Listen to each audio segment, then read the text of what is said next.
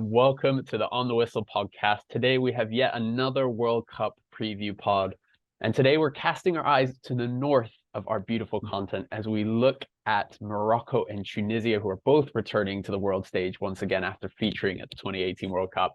And here to chat with me about both teams' chances is a North African football expert making his return to the pod. It's Maher Mezahi. Maher, how are you doing today? Doing well, doing well. I'm starting to get excited for the World Cup. The World Cup fever is starting to rise, in my opinion. So, seeing all the squads be released and then like no more club football now. So it's just, 7 days and we're going to be playing football now.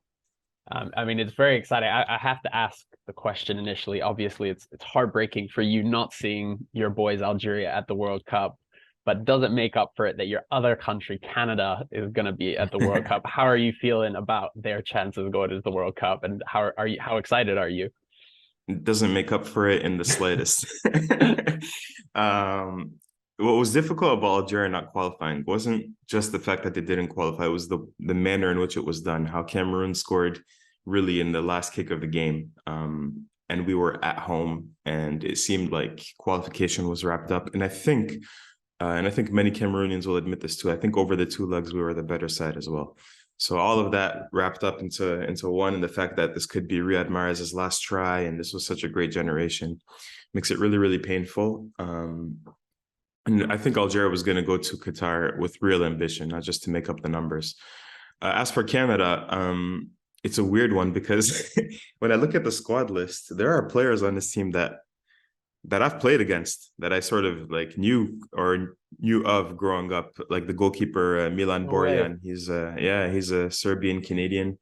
We used to play in like Serbian tournaments with my brother and his friends, and he would be there in like 3 hours away from where I live in Hamilton. Or one of the strikers, Lucas Cavallini, who was expected not to start but be on the bench, but he's a good player. I played against him in the high school championship. He was from a high school in Toronto and we're from Windsor. And it was my job to mark him. I was a defensive midfielder and he was a striker. And he was so good just at that age, at 17 years old. And I was, I think, 19, and I was much older and much stronger, but he just toyed with me.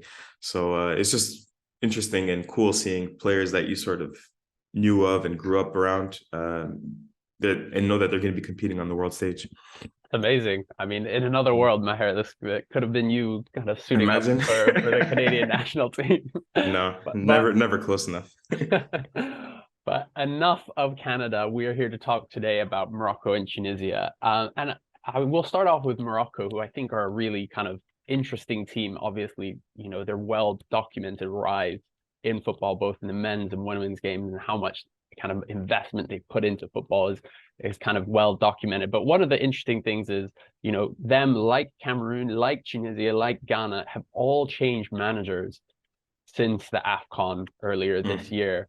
Morocco sacking Walid Regragui, who has now got a very, very sad record of managing 3 teams to the World Cup, but not managing any of them at the World Cup. But he's been replaced by Walid Regragui, who's an excellent manager who you saw win the CAF Champions League final with Wydad, as well as doing the double, winning the Batola Pro earlier this year. And when he faced off against friend of the pod, Pizzo Mosimani, he got the better of him earlier this year. What do you see as, him bringing to the team that's different from Vahid? Vahid, I've used this metaphor before. He wants to be pilot, co-pilot, and air control. He's a complete disciplinarian. He really wants to run his operation from top to bottom, whether that's how much playing time you get, the squads that he picks, and then even stupid things like how you train. Famously, Noussair Mazraoui, the Bayern Munich fullback / midfielder, he was ejected from the group. This is according to him. We didn't get Vahid's version of the story, but he says that he was ejected out of the group because, there was a little bit of underlying tension. And then eventually Vahid told him to go get a drink for a water break. And he said, I don't want to get a drink. And from that day on, he was never called up again. So yeah, it could be as trivial as that. So obviously there was underlying tension. There was other factors in that, but just to show you the extent at which Vahid wants things done his way. Walid is much more of a federator, much more of a he's going to bring people together. Infamously as well, Vahid had kicked out Hakim Ziyech out of the group. He had problems with Noussair Mazraoui. He had problems with Amin Harit. Walid, I think, was brought in because not only was the federation and the players, I think, starting to get sick of Vahid, and they really wanted to bring in the best top quality players that Morocco had for this World Cup, but also the supporters as well. I think they were playing a brand of football that wasn't the greatest. And if you're going to make drastic decisions like that, you had better be knocking people's socks off, you know. Vahid wasn't doing that. They were not necessarily playing the greatest football. And when that's not enough. Basically, that's not enough to kick people like Hakim Ziyech out. Sorry, my cat's interrupting the video.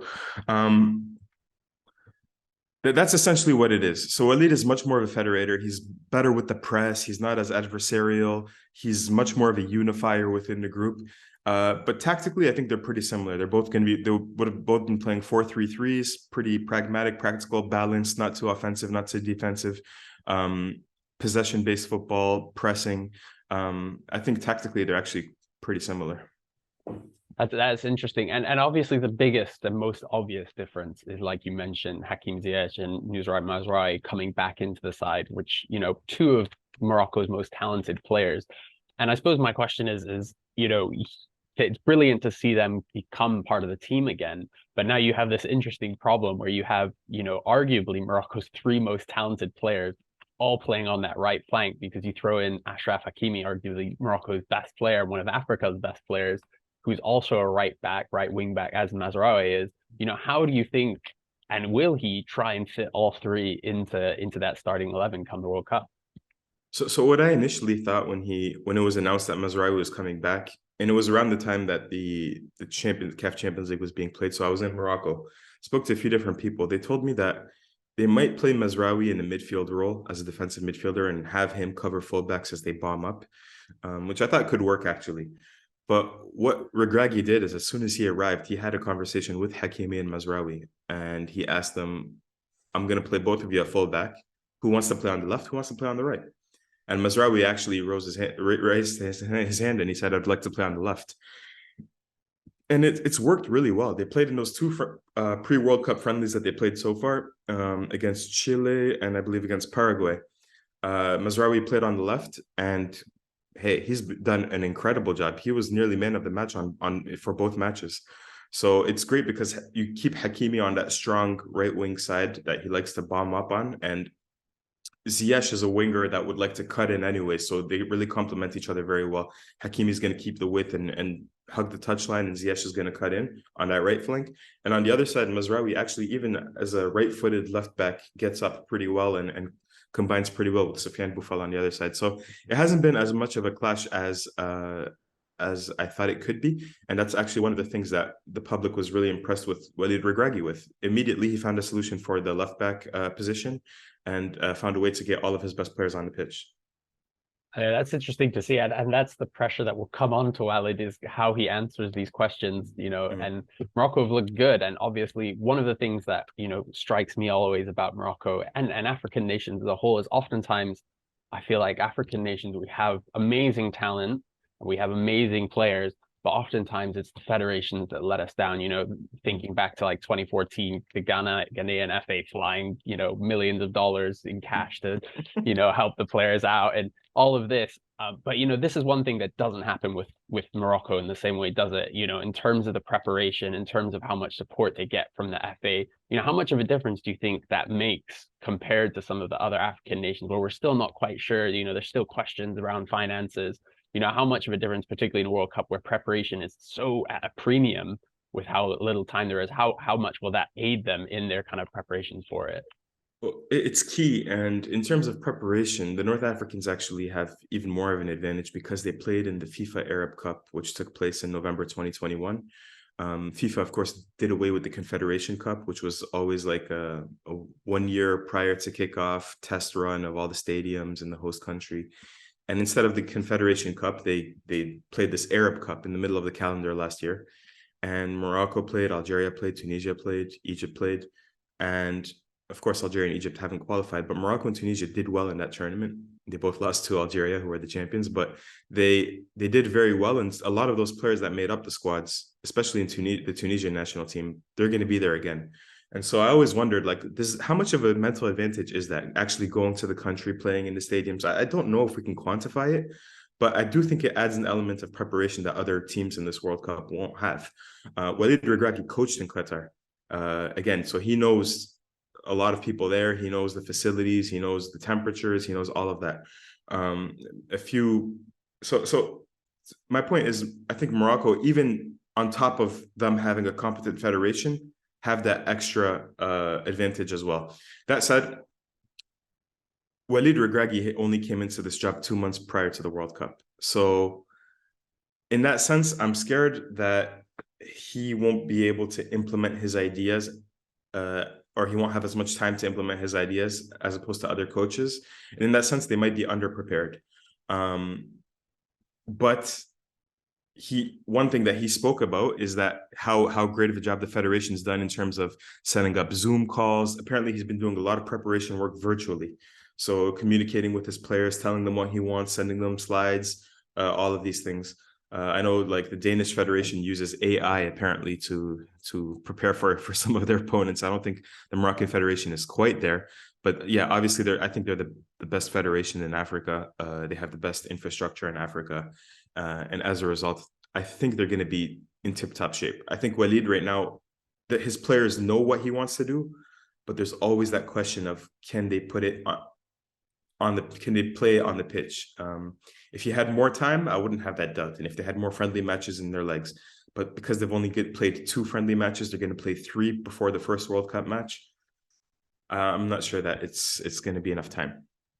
I mean, we've spoken about Hakim Ziyech and Ashraf Hakimi and Mazraoui kind of as these kind of 3 talismanic players in this Moroccan team. And I see kind of elsewhere that kind of, with the exception of perhaps Boufal, he's kind of an incredible player. It's very functional, particularly the midfield, in terms of allowing these players around them.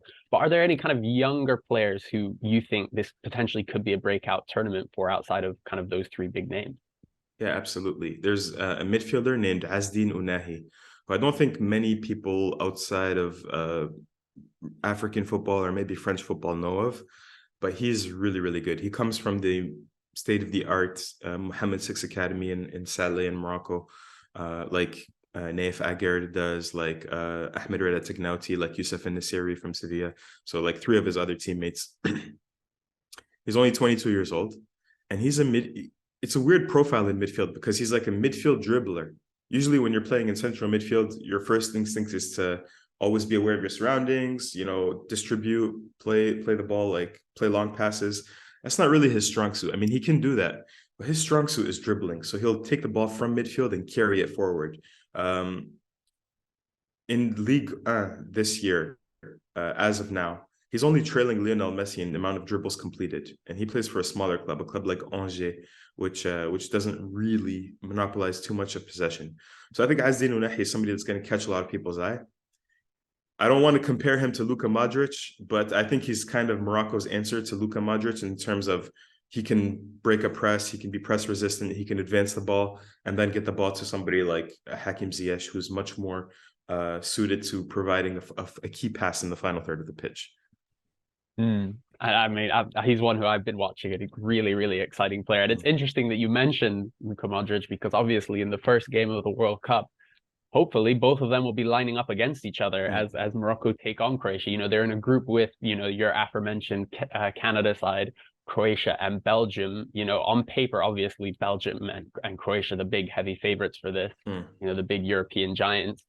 How will Morocco feel going into this group, particularly as they have to play Croatia and Belgium before they play Canada, which would be the game in which, they would be targeting 3 points. How do you feel about their chances going into it?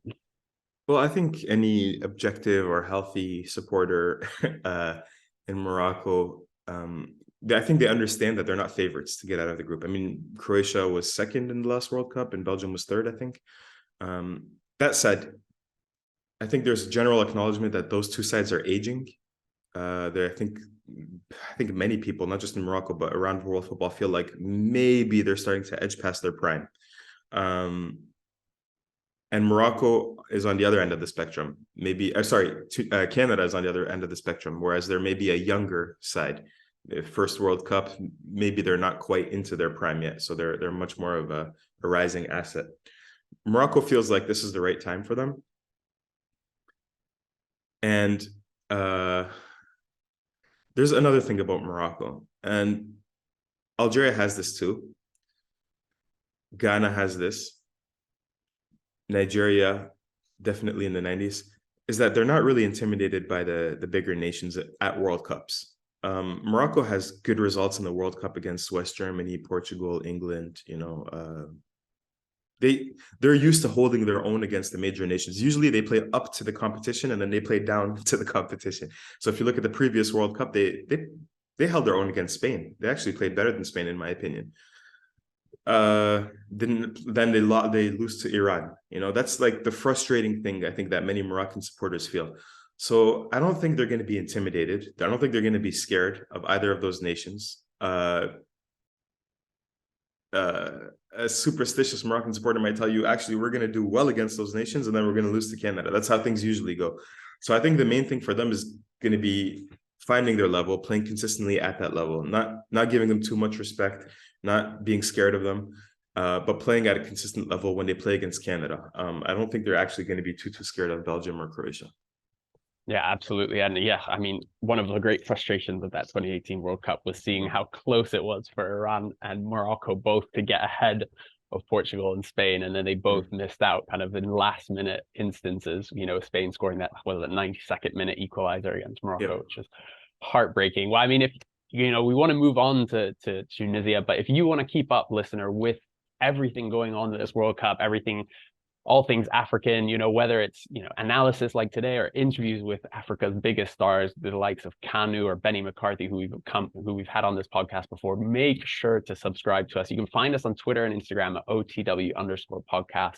You can find us on YouTube, Facebook, and wherever you get your podcast feed by looking up On the Whistle podcast. But, I want to move on to Tunisia, but before we do, I want to ask you a slightly more general question, kind of as a North African.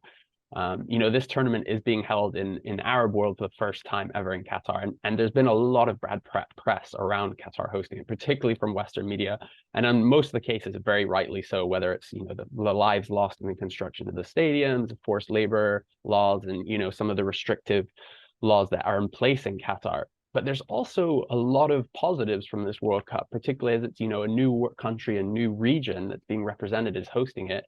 As someone from, North Africa that has a lot of links to the Arab world, obviously they're very, very different. Algeria and, Morocco and Tunisia and Qatar are very, geographically very far apart, but culturally there are some, similarities. What does it mean for North Africans for the World Cup to be hosted in a Muslim country and an Arab country? Yeah, I think that part of it is special. And as you pointed out, any kind of boycott or protest, usually, towards the Qatar 2022 World Cup, there's usually a north, south, east, west divide to them. I've been searching, I've been asking around for World Cup boycotts or protests from the global south, but I haven't found too much at all. And that's very much the case in Algeria and Morocco and Tunisia. I think these are countries that didn't discover what the kafala system was in 2013 or 2014. They knew what that situation was. We've had migrants going over there, living over there for the last 20, 30 years. We didn't find our outrage about the system a few years back.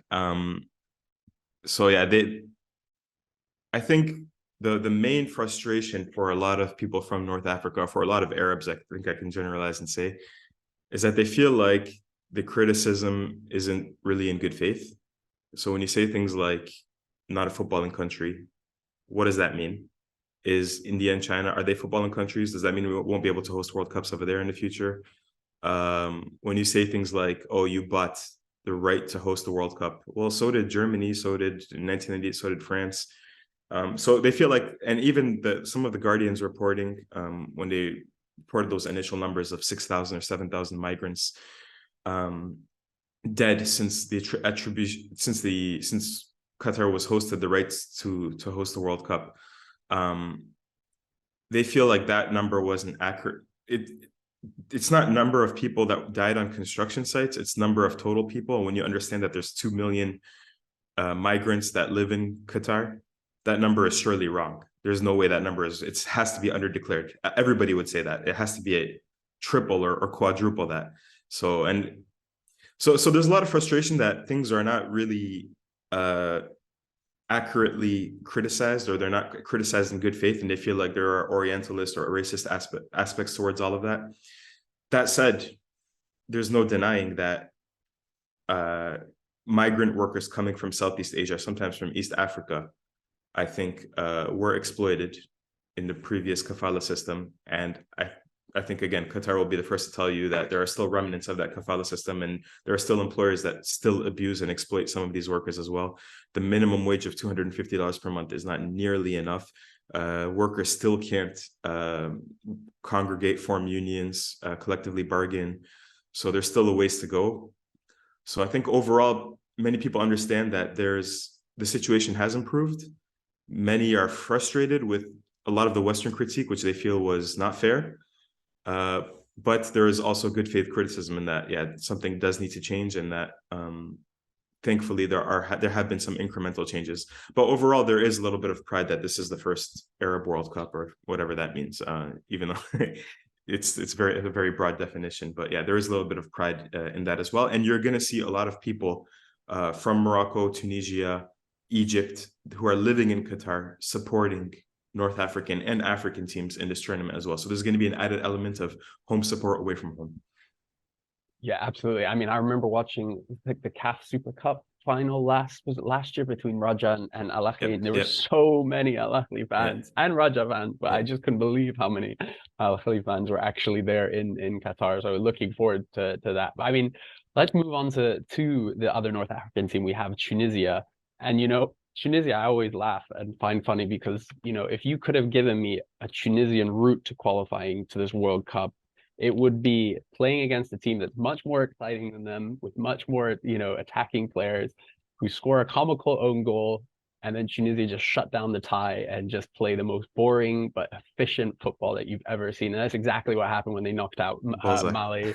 Sissoko scored that comical own goal in the first leg, and Tunisia just didn't look back from there. They just shut down the game. Do you feel like coming into the World Cup with Jalal Khedri is the new manager, are we going to expect anything different from Tunisia, or is it going to be the same old, difficult to be, very, very smart football, streetwise kind of football that we saw in the 2018 World Cup, we saw in the AFCON, and are we expecting the same? So I don't want to be too crass or too rude, but I do think we're going to be expecting more of the same, honestly. Like, this is just like that's what I'm expecting from Cameroon too. I'm expecting them to be physical, not very creative, not very technical. I'm expecting Tunisia to be, like you say, streetwise. I think that's a good way of putting it. I think if you were going to make a list or a ranking of the 32 squads that are going to be playing in this World Cup, and you put them out to neutral journalists, I think they would rank Tunisia near the bottom. In Africa, I think we're more familiar with some of their talents, people like Ali Ma'loul or Ferjani Sassi. That means nothing to a European fan, or Youssef Msekni. To us, I think we understand. We saw what they did in the CAF Champions League, and we know that these are good players. We've seen what they've done in the African Cup of Nations. So I think from the outside, they're going to be underrated. People are going to look at their squad and they're going to trash them. We kind of know that they have a lot of experienced players. Like I said, players like Ali Ma'loul, Ferjani Sassi, Youssef Msekni, Wahbi Khazali, Naim Sliti. They actually have an okay squad. It is also an aging squad. And like Morocco, I think they have a problem in attack. They don't really have an out-and-out number 9 that's consistently played there and that's done a great job for 2, 3, 4 years. Saifuddin Jaziri is an option. Wahbi Khazali is more of an attacking midfielder that's asked to deputize there. Hissam Jbali, okay, he's playing in Denmark. He's been part of the national team for 4 or 5 months. Not a great option, in my opinion. Taha Yassin Khnisi, 5 years ago, 6 years ago, that might have excited me. He's had like too many knee injuries and surgeries and lost a lot of speed. And He's just a good penalty specialist now. So Tunisia really do lack an out-and-out striker. I think they know that. I think they know that they don't have a lot of speed in their team. And so what they're going to do is they're going to play compact, try not to concede, try to score on set pieces. They have Dylan Brun and Muntasser Talbi in the central defense who are pretty decent at set pieces. Try to win a penalty, frustrate Denmark and France, nick a win against Australia, and squeak into the knockout stages. But that really, I think, is the story of the World Cup, is they need to make it to the knockout stages. This is going to be their 6th participation. Morocco's been to the knockout stages. Algeria's been to the knockout stages. They're the only team in the Maghreb that hasn't done it, despite their consistent qualifying. I think they're really going to be hungry to try and do that now. Yeah, and kind of, that's something that always struck me, even at the AFCON, is just that lack of a center forward. And, it's exciting to see Mezahi kind of in the squad and playing, but, there is a real lack of goal threat. And kind of, again, you're saying that, people particularly from the West are unfamiliar with some of their players. And, I particularly think of the ones who, like you said, did well in the CAF Champions League, like, Ben Ramdan and for Jenny Sassi, players like that. But, for me, the key player in this team, and has been for so long, is Wabi Khazri, in terms of the quality he brings. And there's very few players that I've seen who step up so consistently for their national team. How important is he to this Tunisian squad? Yeah, he's unfortunately, over the last 3-4 years, 70-80% of the time he's been played as a striker, and that's not his position. He's usually, a winger. That's how he came up, through Bastia, Saint-Etienne, many other clubs in Ligue 1. But what I like about him as a winger is that he is a goal-scoring threat, and his end product is so good. If you put him in the final third, he has the ball, he has options to supply. He's going to make the right decision 9 times out of 10. And that's not necessarily the case for many North African attacking midfielders. Wabi Khazri was schooled correctly growing up in France. He will make that right decision. His end product is there, which is probably why they use him as a false number 9, but I don't like it. As a false number 9, he can harry defenders. He can, make himself a nuisance, but he doesn't have the height. He doesn't have the physicality to truly challenge other center halves. But yeah, Wahbi Khazri definitely, I think, going to be one of the leaders in attack alongside Youssef Msakni. Again, is this going to be their last World Cup? I think so. They're both around 31, 32 years old. I don't see them playing on to 36. I already see a drop in their physical form. But that I wonder too, like how much of that is a factor, the fact that it would be their last World Cup. How much increased motivation does that give them? Everybody's talking about it with Lionel Messi, but I wonder about Wahbi Khazri and Youssef Msakni. Yeah, absolutely. And I think, one of the things that strikes me is, like you said, this is a really, really experienced team. And that can't be underplayed. It's very exciting to see the young, exciting teams, like Canada or the USA that have a lot of, attacking talent. But ultimately, World Cups, and this kind of tournament is won by experience. And we saw that at the AFCON, Tunisia had a dreadful group stage, coming third behind the Gambia and Mali. And then they went and, pulled off this tactical masterclass to knock out Nigeria, who at that point were by far and away the best team in Cameroon. They blew away the group stage. And you're based in France at the moment. They're in their group with Denmark and Australia. There's been a lot of, bad press around France and bad news around the French camp. We all know what can happen to France at a World Cup. They win it or they go bust. How do you feel for Tunisia playing in this group against a very, very strong Danish team, as well as this French team? Is there a layer of extra incentive for Tunisians being, former French colony players like Wabi Khazri, grew up playing in France, and that's where a lot of their players have come through in Ligue 1. But also, do you think that they can cause that upset against this French team that, potentially, could win the World Cup or could implode? Yeah, so let me address the former colony aspect of it first, because this is something that I've been speaking to many Tunisians about. If this was Algeria, France in a group stage match, this would be the second coming. There would be nonstop media coverage of it. There would be barbs already traded by now. There would be huge political debates in France and Algeria about the match, about what they're going to do and this, and the match itself, the French national anthem would be booed. It would be almost like a football war. That's not the case for this match for Tunisia, for instance. And it's mostly has to do with the aspect of the colonization. Algeria was colonized in 1830. Morocco and Tunisia were colonized later. Tunisia, I believe, 1891.